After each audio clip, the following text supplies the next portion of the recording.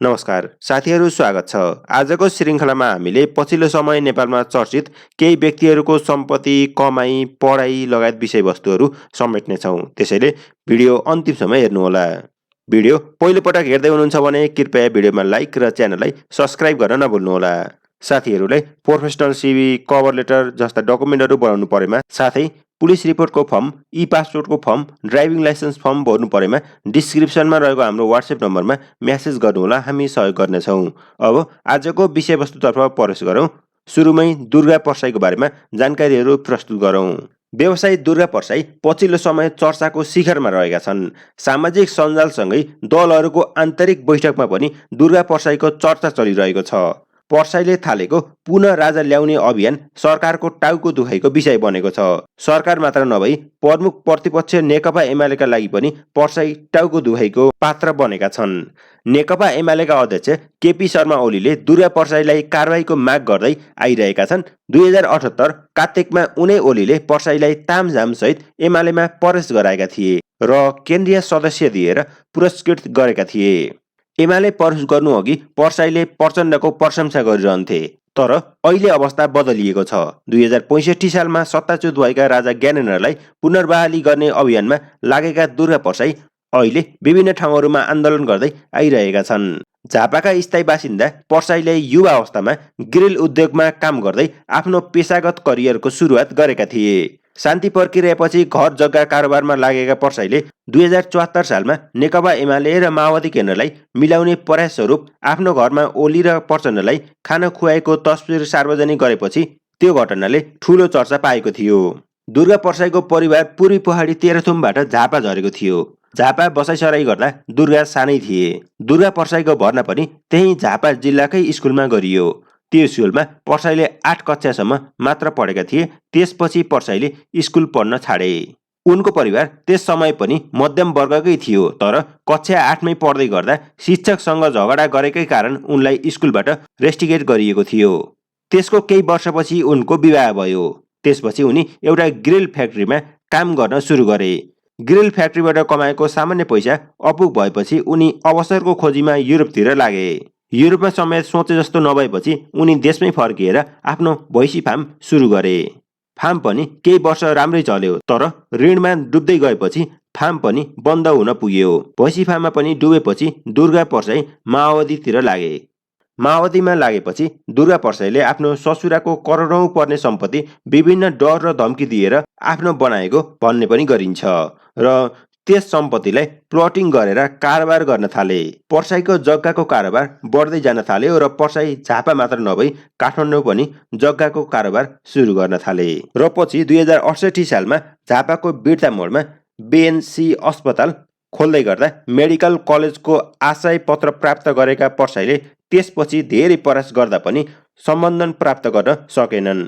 दुर्गा परसाईले आफ्नो विभिन्न व्यवसायहरूको लागि भनेर 6 वटा वाणिज्य ब्याङ्क, एउटा विकास ब्याङ्क र एउटा फाइनान्सबाट गरी टोटल 5 अर्ब 57 करोड 30 लाखको लोन लिएका छन्। तर ब्याङ्कबाट लिएको ऋण तिर्न आफूसँग पैसा नभएको बताउँदै आइरहेका छन्। दुर्गा परसाईले पछिल्लो समय नेतृत्व गरेको विद्रोहको विषयमा हजुरहरूको धारणा के छ? कमेन्टमा लेख्नुहोला। अब रवि लामिछानेको बारेमा जानकारीहरू प्रस्तुत गरौँ।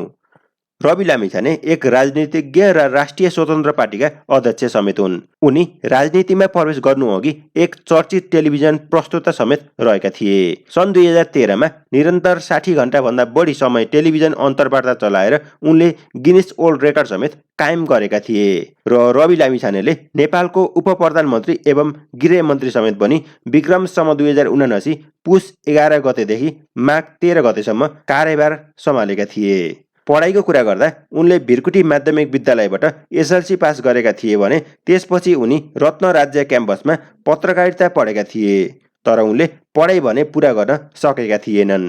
पछिल्लो समय भने उनी चितवन क्षेत्र नम्बर 2 को प्रतिनिधि सभा सदस्यका रूपमा रहेका छन्। रवि लामिछाने पनि धेरै जनताहरूमाझ निकै लोकप्रिय रहेका छन्।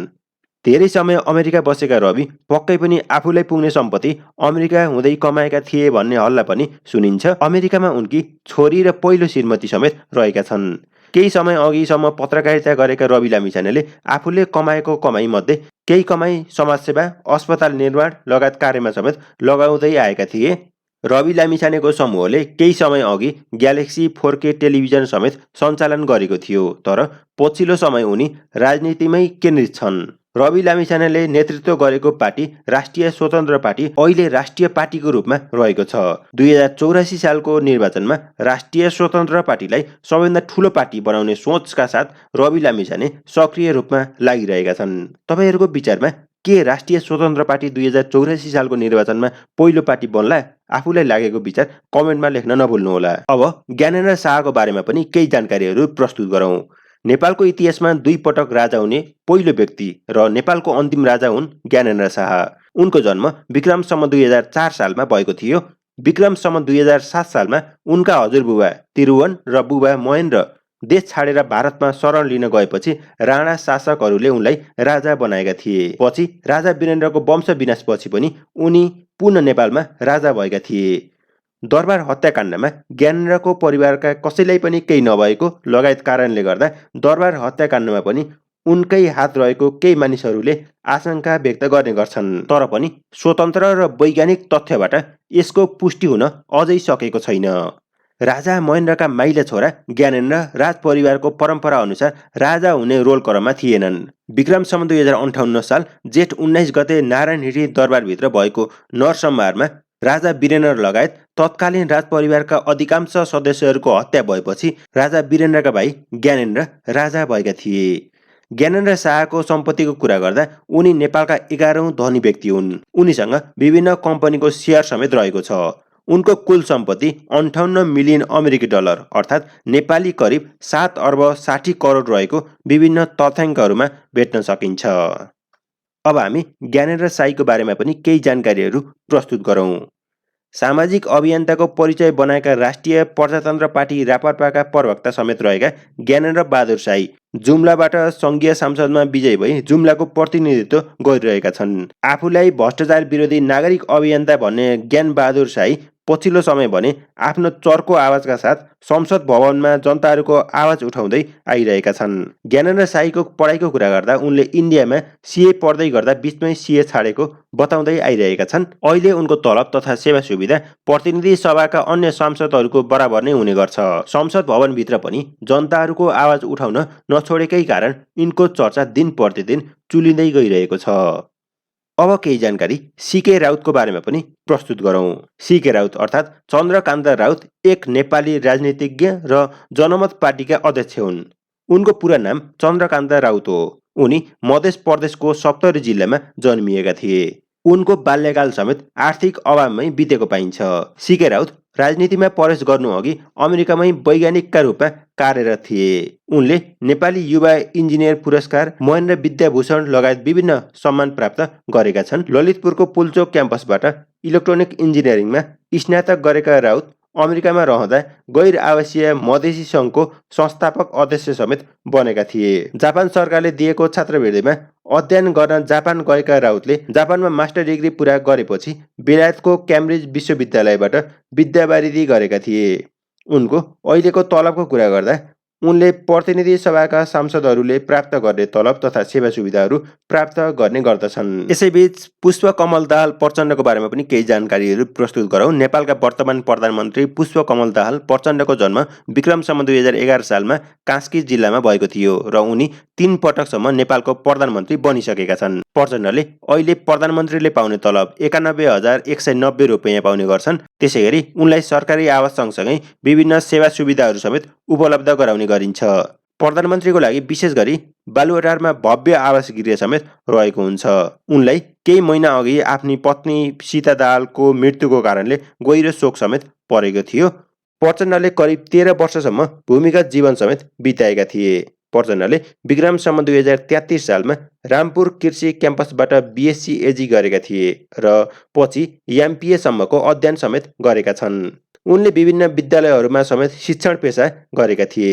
पुष्पकमल दाहाल प्रचण्डले नेतृत्व गरेको सङ्घर्षमा कैयौँ निर्दोष नागरिकहरू मारिएका, बेपत्ता भएका र विस्थापित भएको विषयमा उनको धेरै आलोचना हुने गरेको छ। जनताहरूको लोकप्रियता गुमाउँदै गइरहेका प्रचण्डले पछिल्लो समय केही ठूला भ्रष्टाचारका फाइलहरू खोल्दै गर्दा जनताहरू उनीप्रति केही सकारात्मक बन्दै गइरहेका थिए। तर ठूला नेताहरूसम्म पुग्दा फाइल बन्द भएकै कारण अहिले जनताहरू प्रचण्डप्रति निराश बनेका छन्। उनको सम्पत्तिको विषयमा कुरा गरौँ। उनले आफूसँग धेरै सम्पत्ति नभएको बताउँदै आइरहेका छन्। उनीसँग काठमाडौँमा घर पनि नभएको भन्दै भाडाको घरमा बस्दै आइरहेको बताउने गर्छन्। अहिले भने उनी प्रधानमन्त्री भएकै कारण प्रधानमन्त्री निवास बालुवाटारमा बस्दै आइरहेका छन्। पछिल्लो समय भने प्रचण्डले आफ्नो चितवनको भरतपुरमा भएको 10 कट्ठा जमिनको मध्यभागतिर घर बनाएका छन्। प्रचण्डले आफ्नो सम्पत्ति सार्वजनिक नगरेको र विदेशका विभिन्न ब्याङ्कहरूमा पैसा राखेको आरोप समेत लाग्ने गरेको छ। हजुरहरूको विचारमा प्रचण्डको सम्पत्ति कति होला? कमेन्टमा लेख्न नभुल्नुहोला। र अन्त्यमा धेरै नेपालीहरूले रुचाएको व्यक्ति बालेन शाहको बारेमा पनि जानकारीहरू प्रस्तुत गरौँ। विक्रम सम्वत 2047 सालमा जन्मिएका बालेन्द्र शाह अहिलेका काठमाडौँ महानगरपालिकाका मेयर हुन्। नगर प्रमुख सँगसँगै उनी सङ्गीत निर्माता, गीत लेखक, निर्देशक र इन्जिनियर समेत हुन्। युवाहरूमा निकै लोकप्रिय बालेन्द्र शाहको पढाइको कुरा गर्दा उनले आफ्नो ब्याचलरको पढाइ व्हाइट हाउस इन्स्टिच्युट अफ टेक्नोलोजीबाट सिभिल इन्जिनियरिङमा गरेका थिए र मास्टरको पढाइ इन्डियाको युनिभर्सिटीबाट सिभिल स्ट्रक्चरल इन्जिनियरिङमा गरेका थिए र पछिल्लो समय उनले पिएचडी समेत गर्दैछन्। उनको तलबको कुरा गर्दा उनले महानगरपालिकाको मेयरले प्राप्त गर्ने तलब रु 60,000 प्राप्त गर्ने गर्दछन्। यसबाहेक अन्य विभिन्न सेवा सुविधाहरू समेत उनलाई प्रदान गर्ने गरिन्छ। स्वतन्त्र उम्मेद्वारका रूपमा चुनावमा उठेर काठमाडौँ महानगरपालिकाको मेयर पदमा विजयी भएका बालेन्द्र शाहले पद सम्हालेदेखि नै प्रशंसा बटुल्दै आइरहेका छन्। अहिलेको समयमा नेपाली जनताहरूमाझ निकै लोकप्रिय बालेनले चालेका कदमहरूलाई लिएर मानिसहरूले उनको प्रशंसा गरिरहेका छन्। उनको सम्पत्तिको कुरा गर्दा काठमाडौँमा घर, गाडी र पुर्खौली घर महोत्तरीमा 60 देखि 70 बिघा पुर्खौली जमिन समेत रहेको छ। आजको श्रृङ्खलामा प्रस्तुत गरिएका चर्चित व्यक्तिहरूमध्ये तपाईँहरूलाई मनपर्ने व्यक्ति को हो? कमेन्टमा लेख्न नभुल्नुहोला। अन्त्यमा यदि हजुरहरूलाई professional CV, cover letter, police report जस्ता डकुमेन्टहरू बनाउनु परेमा डिस्क्रिप्सनमा रहेको हाम्रो वाट्सएप वा फेसबुक ई फर्म्स नेपालमा मेसेज गर्नुहोला। हामी सहयोग गर्नेछौँ। धन्यवाद।